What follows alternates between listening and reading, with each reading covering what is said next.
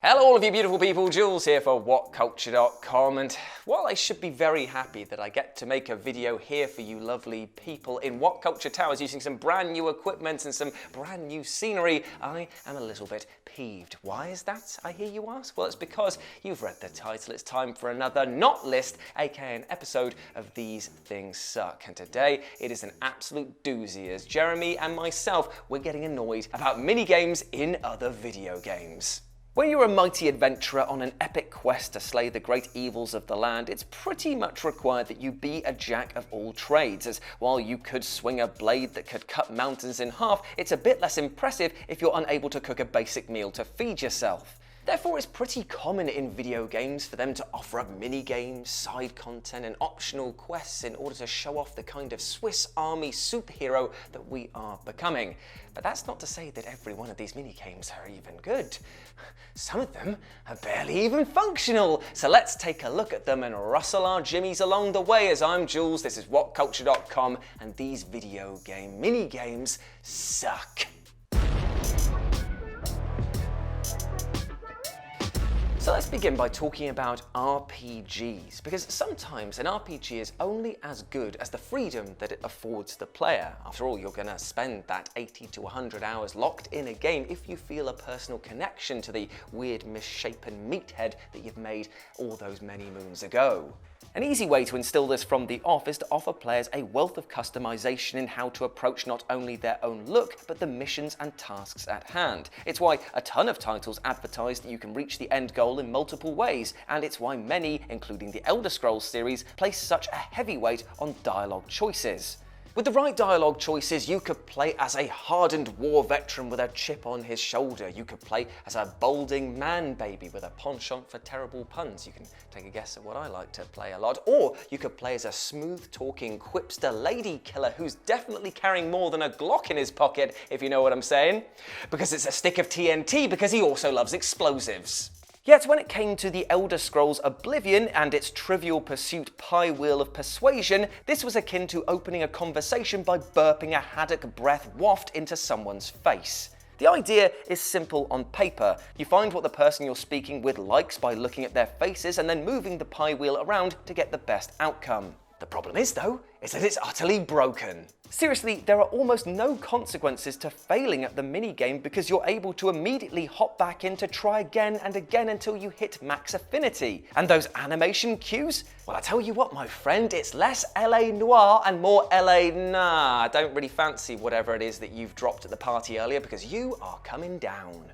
The faces are the stuff of nightmares, and because of the lack of repercussions, it makes for an experience that you have to force yourself through but will care so little about, making it a big boo on the big two key areas of game design. And when it comes to abysmal mini-games, you might think that thanks to the lengthy tenure of the Final Fantasy series that there would be a fair few unsightly boils on its sheer heft. But you know what?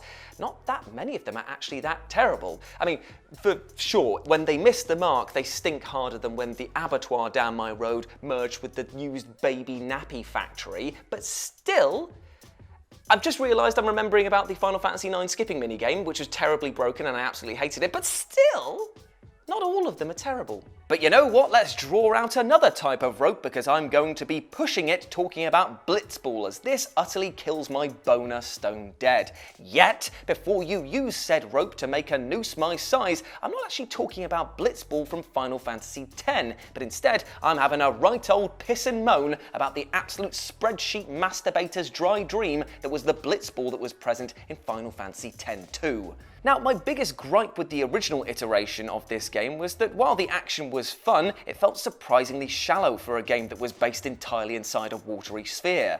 Move tied us up, use Jack Shot 2, win. Oh, rinse and repeat. However, the last thing that I think that anybody wanted was for the devs to scale back from the action and make it a football manager sim. Here the action plays out on auto with you making minor switches here and there, and the action is represented by a mess of triangles that looks like if asteroids mated with the multi-ball feature. As a result, what you did was take a pretty bad but not truly terrible minigame, sap all of the emotional connection out of it, and add in RNG. Oh my god, is that a holy hand grenade of absolute hell. If you got a laugh out of this version, then you were likely the kid that burned ants with a magnifying glass, as this was utterly chaotic and no fun for anyone involved.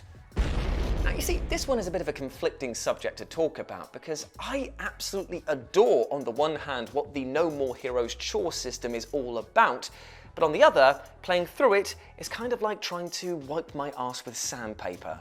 However, to give you both sides of my very rusty penny, you're going to need to make like Leonardo DiCaprio in The Revenant and bear with me a little bit. Yes. Boo!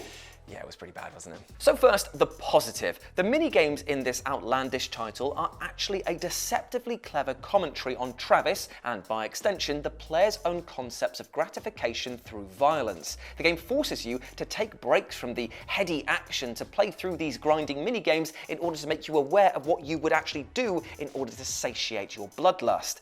As a result, it makes for a rather brilliant moment when you become aware of what you're willing to put up with just for those sweet, sweet boss fights, and as a result, makes the payoff of those battles even more satisfying. You are aware that you are the rat in the maze, but you can't stop playing.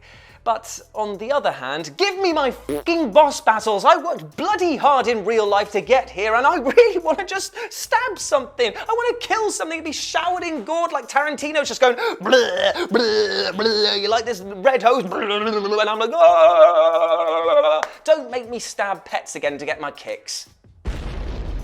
Now sometimes a game comes along with a minigame that is so utterly out there that you can only accept that it's from the place in the back of your mind where fever dreams go to calm the hell down. And Breath of Fire 3 sure definitely is the king of quirky when it comes to its minigames. For you see, dear friend, you're not tasked here with some sort of lock-picking, pipe-based or hacking minigame. You're tasked with, and it is as weird to say as it will be to hear, using a bucket to scoop vinegar out of a well. Bet you didn't see that one coming! And do you know what the worst thing about this absolutely mad minigame is? It is that it is absolutely fucking awful. Seriously, it ticks all the boxes for terrible game design so expertly it's almost like a TED talk entitled Piss in Vinegar, How to Destroy Your Game Flow. The aim here is to dunk the bucket slowly into the well with one button, use the directional pad to move the bucket around, then press another button to haul your bucket back. So far, so simple, right? Well, here's the kicker. It's actually a pseudo-rhythm-based minigame, and you need to use the exact same amount of button presses that you use to swirl your bucket around in order to draw it back out again, and you have to do it on the beat. Welcome to hell, friends! When mixed together, surprisingly, this doesn't make a bucket full of fun, but a pail of rancid water akin to that spew the lads in The Walking Dead found in the well in Season 2. In fact, you know that bloated sack of piss down there in the well from Season 2? That's my spirit. That's where it went to die. I'm a broken man after this. Right, so let it be known that when it comes to shaking my rump, Don's La Disco Tech, my dance moves are akin to, what's the words that I'm looking for? Oh yeah, abject human suffering.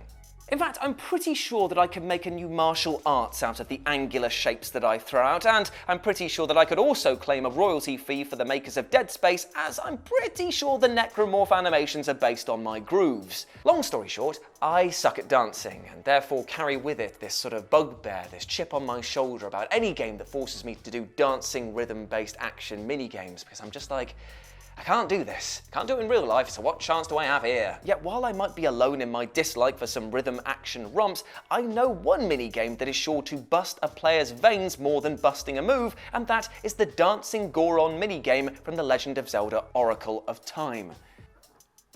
Oracle of Time. Not a game. I'll correct that before the Zelda fans kick off. And that is the dancing Goron minigame from The Legend of Zelda Oracle of Ages. Flawless.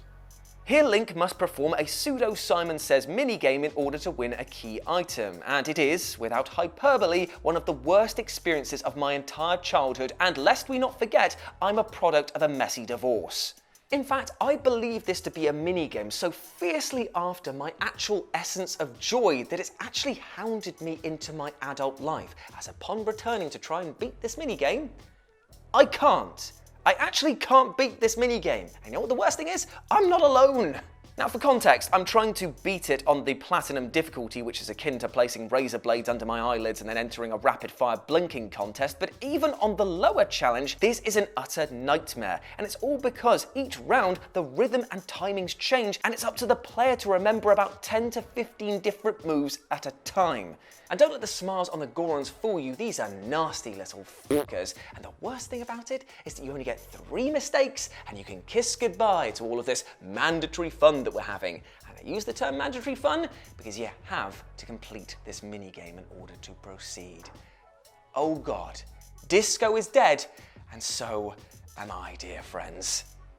And there we go, my friends. Those were These Mini Games Suck. I hope that you enjoyed that, and please let me know what you thought about it down in the comments section below. Service will resume normally going forward. I'll be back in my home studio, so take it in. Drink it in, man, as Chris Jericho would say of all these beautiful vistas that we're in today, because unfortunately it won't last forever.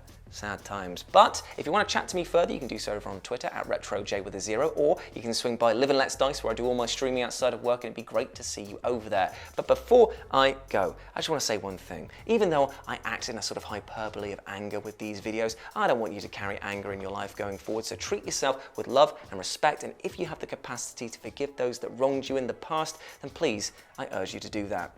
Because going forward, building bridges instead of burning them is the most important thing we can do as a society, and to keep yourself healthy and happy. Big love from me to you, my friends. As always, I've been Jules, you have been awesome. Never forget that. I'll speak to you soon. Peace.